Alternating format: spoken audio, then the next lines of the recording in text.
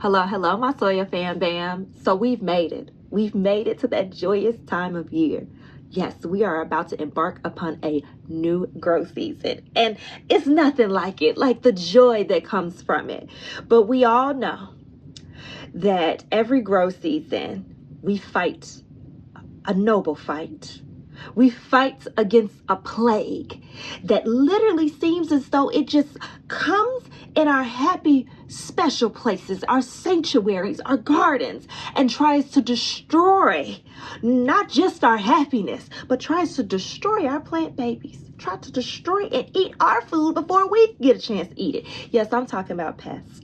That, it goes with the territory, but we're going to have a secret weapon this growing season. Yes, I am about to give you a plethora of organic ways of which you can say, pests, you shall not rain on my parade. Not this year. No, you may as well keep it pushing.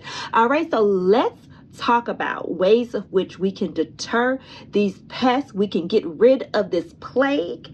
And we can continue to grow and thrive just as our plant babies. All right, let's get into it. Grow it, love it, share. ChiFarmerBae, spreading love everywhere. Dig deep, rise up, let the whole world know.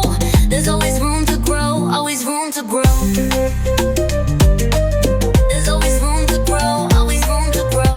All right, first things first, let's talk about texture, because there are certain textures that some of our furry, feathered, slimy, scaly, as well as our insect pests can't stand, and ergo makes us happy. And it is not going to interfere with your garden in any negative way. These pests do not like sharp surfaces. So what you're going to do is you are going to crush up some eggshells. If you have access to pine cones, you're going to strategically place some pine cones around your garden, as well as you are going to get you some DE. Okay, if you get the food grade, then you can sprinkle it all throughout your garden. I use it with my chickie babies as well. The DE, it is safe to eat, and that's why we're going to get the food grade, because there is another type, but baby, it ain't food grade, and I don't need you poisoning yourself while you're trying to get rid of these pests, okay? But we're going to go utilize those things because, as I said, they don't like these sharp surfaces. Added bonus, cats, for whatever reason, they can't stand coffee grounds. So I've literally seen cats where they literally will not put their paw on it. So if feline pests are your thing, there's a little extra bonus for you. Something else that is a texture that pests don't like, opposed to doing regular schmegular mulch. Hear me out, because I know we love us some mulch. But opposed to getting regular mulch, try putting down some bark. So I know personally that Lowe's sells some bark. And what I started doing is I put the bark it started with my flower garden. And baby, I noticed that the pests weren't eating my flowers as much. So now I'm about to do it in my garden and make sure they don't add nothing to it. Because when they start adding them colors, now you're dealing with chemicals and whatnot. And we don't want that. So get something that is just regular schmegular bark. Okay. Something else that you can utilize is straw. Okay, you can utilize some straw, and that surface, these pests don't like it. Now, if you're dead set on getting mulch, hear me out. Don't just get the regular mulch, get the gravelled mulch. Okay, these are all textures that the pests don't rock with, they don't like, and ergo, we want to utilize. All right, let's move on. Let's talk about objects, inanimate objects that we can put in our garden that would deter away pests. Let's start off with one of my favorites. I've always seen my mother have one, and I didn't understand, and now I most certainly got one in mind. Go ahead and get you an owl. Okay, and they have some like I know I got mine years ago off of Amazon. They have some that like the eyes light up, and sometimes it'll actually do a little noise with it, and it's motion censored. But here's the thing, whether you use the owl, whether you use the snakes, because that's something else, or you use the hawk, this is what's significant. This is the key to making sure that it's effective. Baby, you got to move them. You can't keep them in one area the whole growth season, because then your birds, your pesky little birds, they start saying, wait, homie don't move. I don't think homie real, and it loses its effectiveness. Okay, so whether, like I said, whether you get the hawk The snake, the owl, make sure you move them. I would say move them maybe every other week or every 2 weeks, just long enough. Keep it long enough so then that way they like, you know, maybe homie is alive and he just be, you know, clocking me, you know. All right. Something else, if you don't want to have, you know, decoy animals in your garden, you can go for reflective surfaces or reflective visuals. So just like we know that sometimes dogs will bark ferociously at the mirror thinking it's another dog, it's almost like the same thing. So you can get you some reflective tape. Go ahead, and those CDs that you used to burn for your car that, baby, you ain't even got a CD player no more.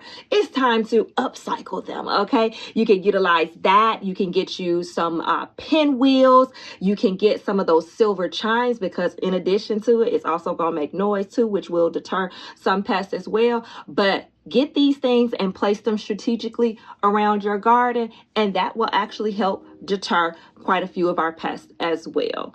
So, because like I said, we're not letting these pests rain on our parade no more. All right, moving right along into our next piece. It's all about the scents, okay? We know that there are some animals that they smell way better than humans. And also some of our pests got their own smell too, or leave their own smell behind that we don't want to smell. Either way, baby, we about to put up a scent barrier that is going to be it's going to accost their nostrils so much that they're going to like, you know what, let me move right on. All right, the very first thing, and I do this every year, citrus peels, okay? It's so many pests that can't stand the smell of lemons, of oranges. If you got some lime, go ahead and throw some lime in there. It's too strong and they don't rock with it. And I'm okay with that. Okay, so go ahead and get you some peels. If you have you a nice orange in the morning, don't throw it away. And granted, yes, after a while, you can put it in the compost pile maybe. But, baby, especially if you live in a city, cats and raccoons can't stand citrus smells. Put it all around your border. I personally put them around the gates of my backyard. So then that way, baby, you're not even going to get a chance to get close to my beds, because once again, that scent is going to accost you as you're walking through the alley, as you walk down my driveway and thought that you was going to get in. All right. Something else that you can use, garlic oil. Put it all around your garden beds. Like, there are so many insects as well as the furry and feathered pests that can't stand the smell of garlic. So, baby, in addition to putting some garlic oil all around my beds, or making some garlic spray with about 10 cloves and some water, real simple, right? In addition to that, baby, I'm going to plant garlic all around. I'm going to plant some garlic in between my flowers, because once again, we're not letting the pests win. They shall not steal our joy. In addition to that, you can get you some predator urine, you know, especially if you live anywhere by a wooded area. So even though I'm in Chicago, surprisingly, we still got coyote issues too, along with the possums, opossums, raccoons, all of that. But they don't really come to my backyard. And it's a multitude of reasons why I believe that to be so, in addition to the things that I'm sharing with you now. But also what I do, granted, yes, you can get a larger predator's urine. Sometimes I do believe like feed stores and Tractor Supply might have them. But even for your smaller ones, I highly suggest that if you have a dog, let your dog run around.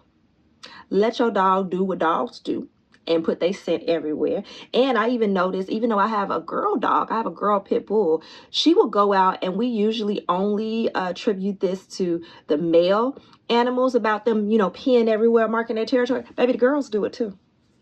Especially when they smell that somebody else has been around. So that helps me not just with the raccoons and the possums, but also the cats. I just go ahead and just let her go ahead and do her little spot tinkles here, there, and everywhere. But if you also have some larger predators, then yeah, go ahead and think about the apex predator. Okay, what put the fear of God in the pest that I have. All right, let me try to find that urine.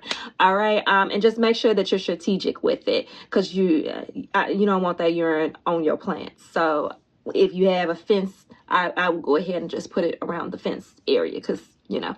All right, in addition to, you know, the urine, the citrus smells, garlic, go ahead and get you a few cotton balls and get you some peppermint oil, get you some rosemary oil or some clove oil. Put them on there and stash them in a few little places, because baby, the pests, it's something about peppermint and mint in general. So that's why I always make sure that I grow mint in my backyard, but make sure you keep it contained, because baby, mint got to take over spirit. I got a whole nother video about that. But nonetheless, it's so many, from the insects to the actual furry, feathered, and slimy pests that can't stand the smell of mint. So go ahead, that peppermint oil, yeah, those essential oils that you was going to put in your diffuser, go ahead and put a few on a cotton ball and place them strategically all throughout your garden, and you'll notice a difference. And last but not least, let's talk about some other things that you can plant in your garden. You've already heard me several times mention about planting garlic all throughout your garden. Something else that you can plant in your garden, and it will give you a pop of color: marigolds. I swear by marigolds. Marigolds will save the day. All right. And they come in a plethora of nice bright colors. Something else that you can plant that has a color, got a pop of purple on there, and will deter several pests: lavender. So when planning your garden this year, yes, plan to incorporate these things, but also make sure that you hit up the 3 companion trifecta plants for pests, and that is marigolds, garlic, and lavender. All right, so I hope this was helpful to you. Happy growing, my loves, and don't let these pests rain on your parade. Show them what it is. All right, talk to you next time. Love you.